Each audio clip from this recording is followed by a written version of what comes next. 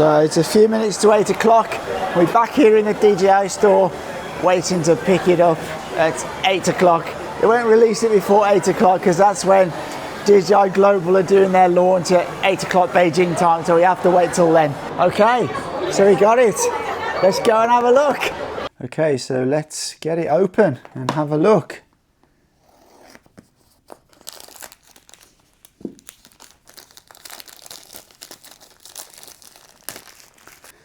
Thing here, so rip that off. No, it doesn't rip through. There we go. Okay, so we have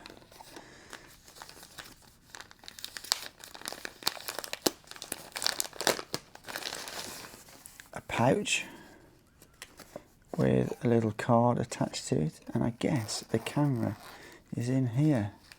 It is.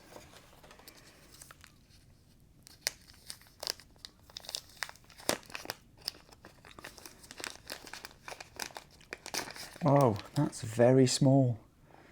That is literally about half the size of an Insta360. And then we have another box in here, which is,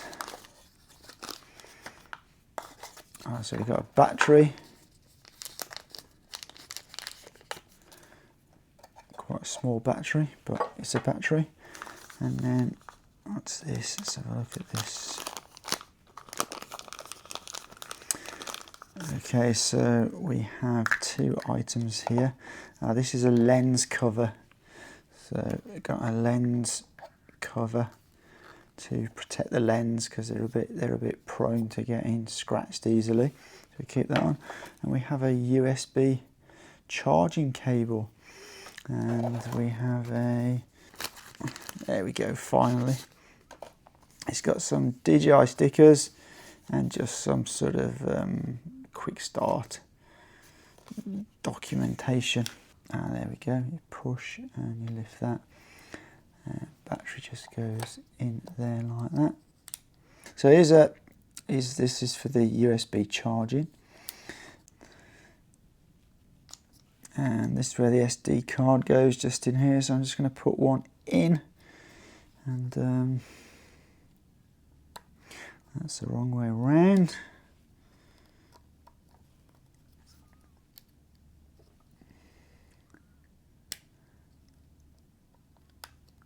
There we go. Is it in? Yeah. No? No. There we go. A little bit tricky to get in, but it's in now. Right, let's switch it on and see what comes up on the screen, shall we?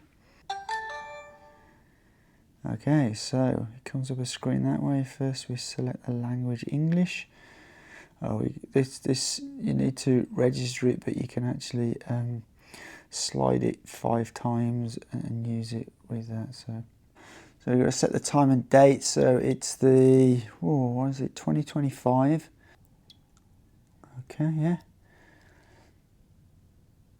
Right, let's just have a quick look at the settings.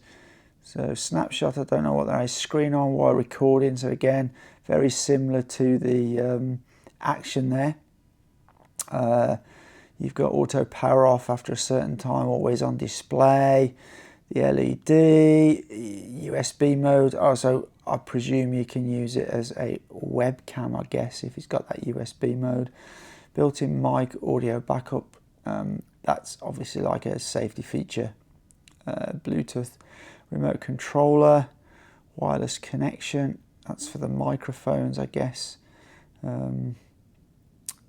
Which I think you can connect 2 of the DJI microphones. You can name things. Horizon calibration, that's interesting. So you can calibrate the horizon. Language English, date and time, factory reset, and device info, and compliance info. I didn't see anything about the storage where you could format the SD card there though. We got some other settings here, so this will be the SD card. It's got 105 gigabytes of usable storage by the looks of it.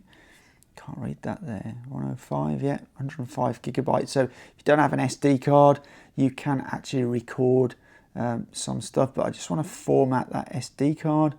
Switch to storage to SD card, yes. So we go into storage and format SD card. Slide that. Okay. So there's two packages. There's this one, which is 2,999 RMB. This comes with just the camera and one battery.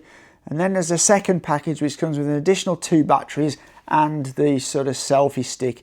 But as I already have the selfie stick, which I bought when I bought the Action, I didn't opt for that because it's exactly the same mounting. You can just mount it on the thing like that. So there you go. And then obviously that's a sort of selfie stick.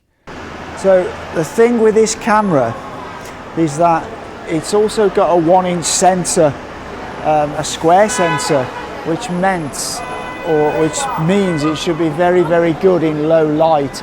So let's have a walk up here and we can see some low light footage. Now, the other camera that we have by DJI that's really good in low light, that has a 1-inch sensor, is the Pocket 3.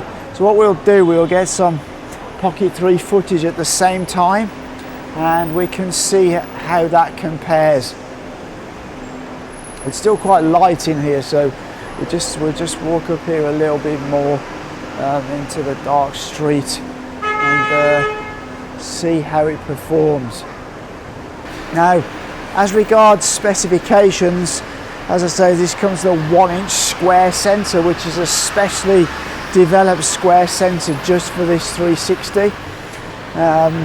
It can do 8K 50 frames per second, which is what we're recording in now.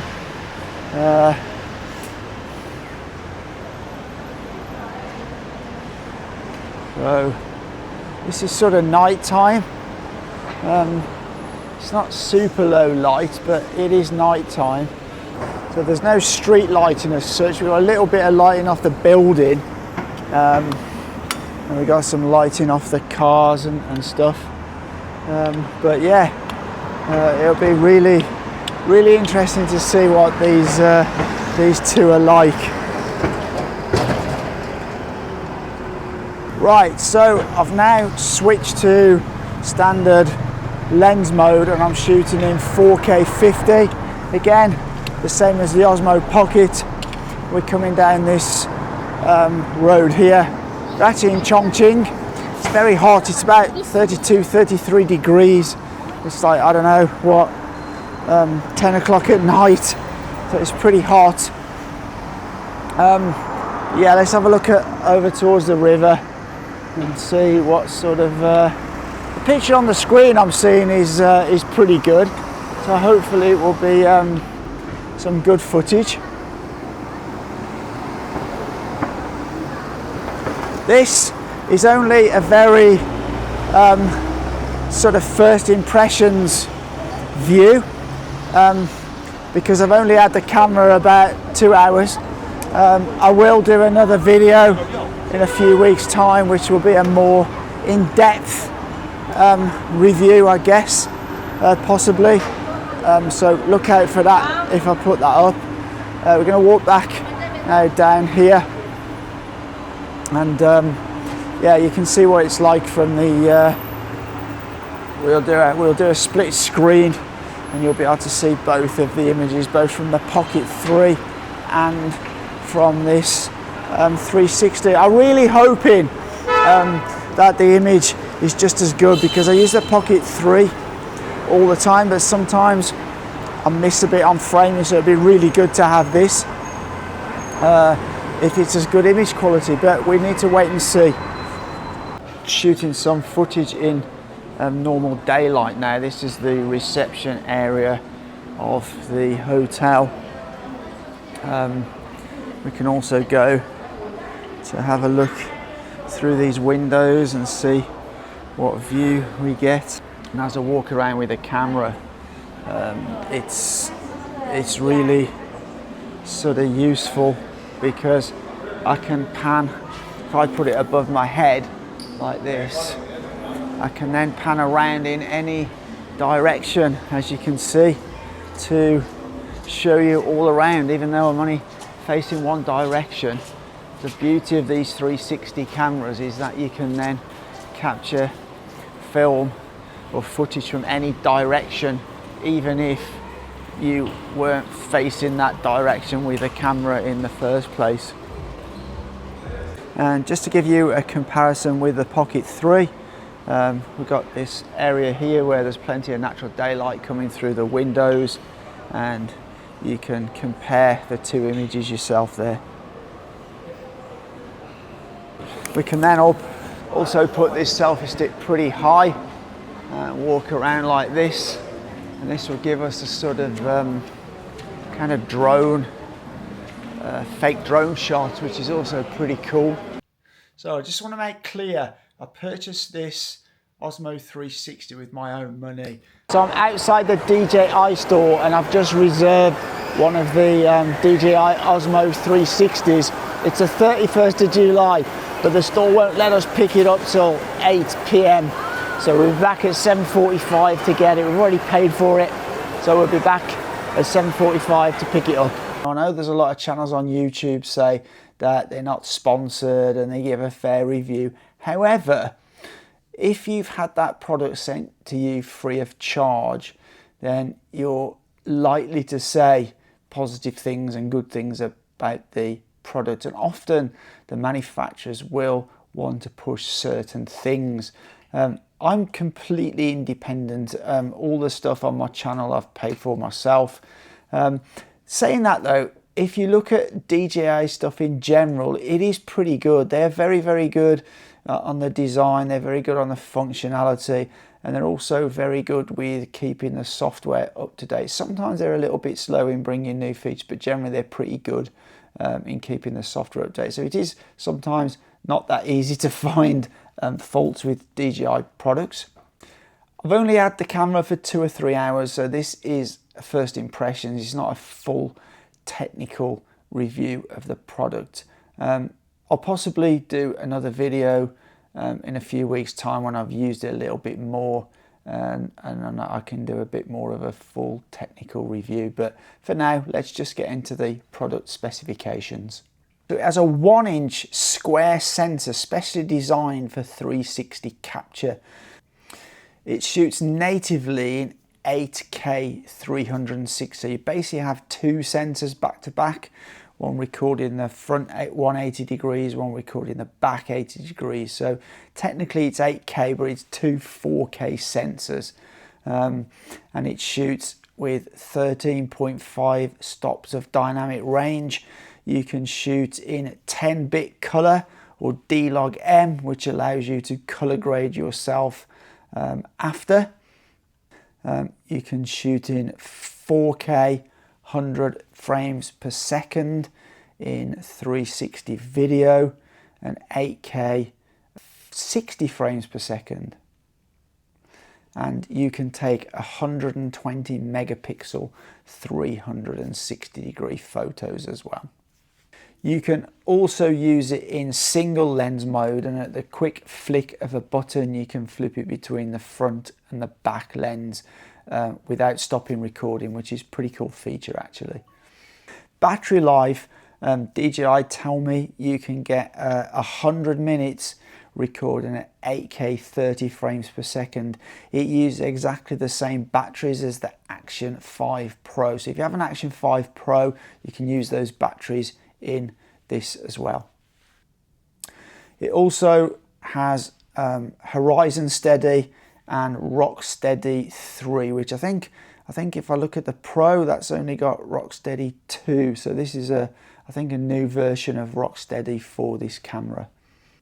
It's also able to operate down to -20 degrees C and up to 10 meters of water depth without a case. So in conclusion, what do I think of the Osmo 360? Well, I like the form factor. I prefer that sort of shorter, wider form factor to that of the Insta360 X4 and X5. I also like the fact that it's got similar menus to the Osmo Action and the Osmo Pocket. I'm very familiar. I use DJI products a lot, and it's nice to have something that I can quickly get used to finding things in the menu. I do struggle a bit on the Insta360 because it's a different menu. I think it's great that DJI have come into this market. It gives other players in the market. I mean, Insta360 have dominated the market up to now, so it's really interesting that they've now got a competitor. It might force them to up their game a bit.